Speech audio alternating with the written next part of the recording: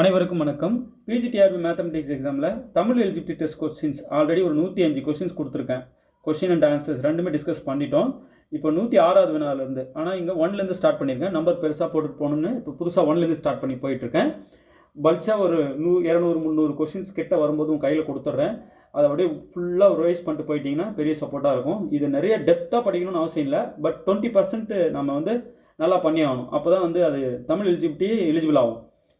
நம்ம Tamil eligibility test pass பண்ணாலொழிய major பேப்பரை திருத்துவாங்க. ஸோ அதை மைண்டில் வச்சுக்கிட்டு கொஞ்சம் இதுக்கு இம்பார்ட்டன்ஸ் கொடுத்து பாருங்கள். ஒன்றுமே தெரியாமல் அங்கே போய் கிடச்சதை அடிச்சுட்டு 20% ஸ்கோர் கூட சரியாக பண்ண முடியலன்ற அந்த ஒரு இது வந்துடக்கூடாது. கண்டிப்பாக என்னால் 20% மேலே நல்லா பண்ண முடியும் சார், தமிழ் எலிஜிபிலிட்டி நான் படிச்சிருக்கேன், அந்த மனநிலையில் இருக்கணும். ஓகே, இப்போ இந்த டெட்டு பேப்பர் 1 பேப்பர் 2 ப்ரிப்பேர் பண்ணுறவங்க இருப்பாங்கல்ல, அவங்களுக்கும் இது தேவைப்படும். இப்போ நான் சைக்காலஜி கொஸ்டின்ஸ் ஆல்ரெடி 70 கொஸ்டின்ஸ் கொடுத்துருக்கேன் இல்லையா, அதுவும் டெட்டு பேப்பர் 1 பேப்பர் 2 காரங்களுக்கு பிஜிடிஆர்பி காரங்களுக்கு காமன். அப்போ இந்த தமிழ் எலிஜிபிலிட்டி டெஸ்ட்டு சைக்காலஜின்றது TET paper 1, TET paper 2, PGTRB maths. PGTRB எல்லா சப்ஜெக்ட்காரங்களுக்கும் யூஸ் ஆகும். ஓகே, மேக்ஸுக்கு மட்டும்தான் நான் போட்டுட்ருக்கேன் அப்படின்னு நினைக்கக்கூடாது. தமிழும் சைக்காலஜியும் இது ரெண்டுமே common for all subjects.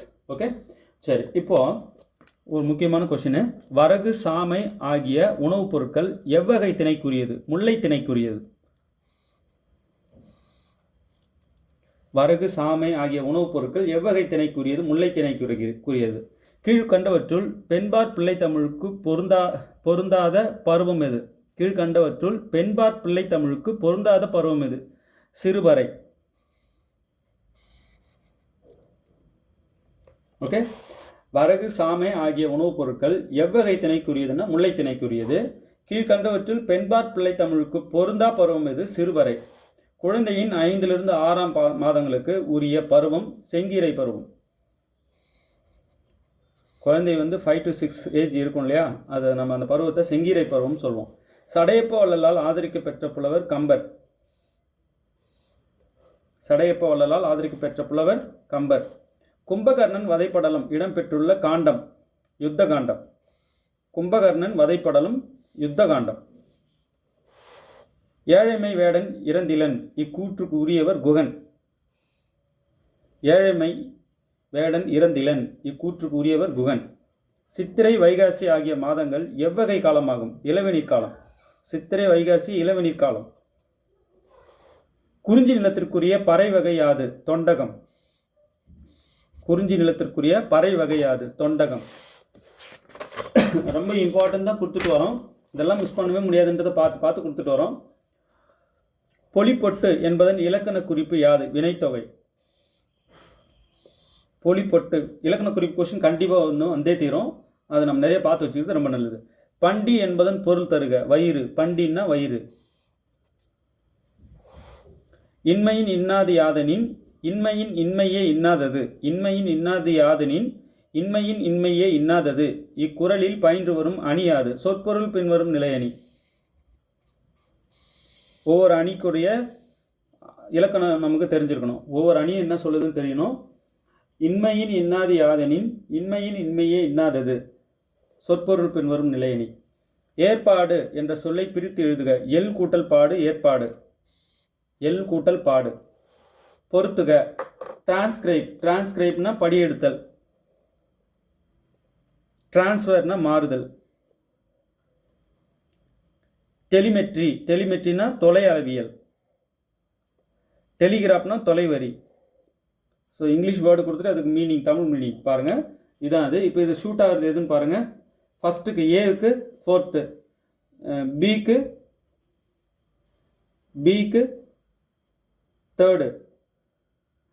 Option A இது கரெக்டாகுது. ஓகே, ரொம்ப இம்பார்ட்டன்ட் கொடுத்துட்டு வரோம். இதில் எதையுமே மிஸ் பண்ணிடாதீங்க. மதுரை பதிற்றுப்பத்தந்தாதி என்ற நூலின் ஆசிரியர் பரஞ்சோதி முனிவர். மதுரை பதிற்றுப்பத்தந்தாதி. மதுரை 10 அந்தாதி என்ற நூலின் ஆசிரியர் பரஞ்சோதி முனிவர். பெருஞ்சேரல் இரும்பொறையால் கவரி வீசப்பட்ட புலவர். பெருஞ்சேரல் இரும்பறையால் கவரி வீசப்பட்ட புலவர் மோசிகீரனார்.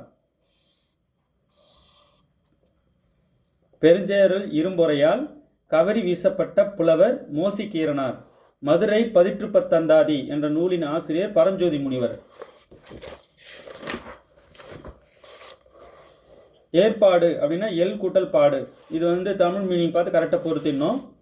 இந்த குறளில் பயின்று வந்துள்ள அணி வந்து சொற்பொருள் பின்வரும் நிலையணி, வஞ்ச புகழ்ச்சி அணி, ஊமை அணி, சொல் பின்வரும் நிலையணி, பொருள் பின்வரும் நிலையணி. இது எல்லாத்துக்கும் ஒன்று ஒன்றுக்கும் எக்ஸ்ப்ளனேஷன் இருக்குது. அதை படித்து வச்சுக்கிட்டா தான் நம்ம கரெக்டாக சொல்ல முடியும். ஓகே, அடுத்தது இதில் வந்து பார்த்தீங்கன்னா இன்மை அப்படின்ற வார்த்தை பல தடவை வந்து ஒரே பொருளை தருது. அதனால் சொற்பொருள் பின்வரும் நிலையணி. பண்டி என்பதன் பொருள் தருக வயிறு. பொலிப்பொட்டு என்பதன் இலக்கண குறிப்பு வினைத்தொகை.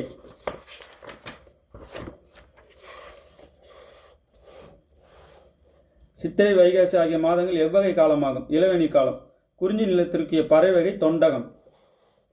ஏழைமை வேடன் இறந்திலன் குகனுடைய வரிகள் இது.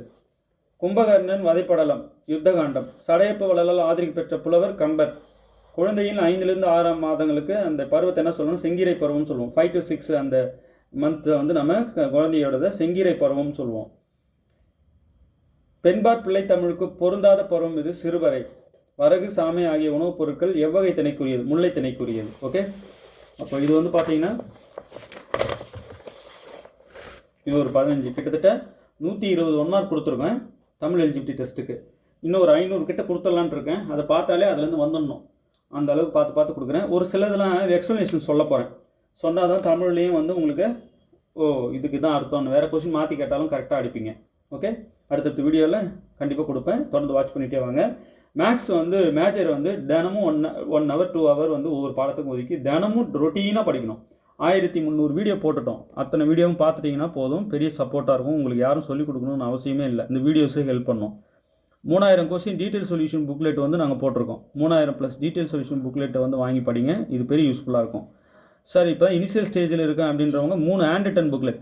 சார் நான் 3000 கொஸ்டின் படிச்சிட்டேன், அந்த ஹேண்ட் ரிட்டன் புக்லெட் 3 வாங்கி படிக்கணுமானா அவசியம் படிக்கணும். கண்டிப்பாக படிக்கணும். ஏன்னா கிளாசிக்கல் மெக்கானிக்ஸும் நியூமெரிக்கலும் அந்த ஹேண்ட் ரிட்டன் மெட்டீரியல் தான் நான் கொடுத்துருக்கேன்.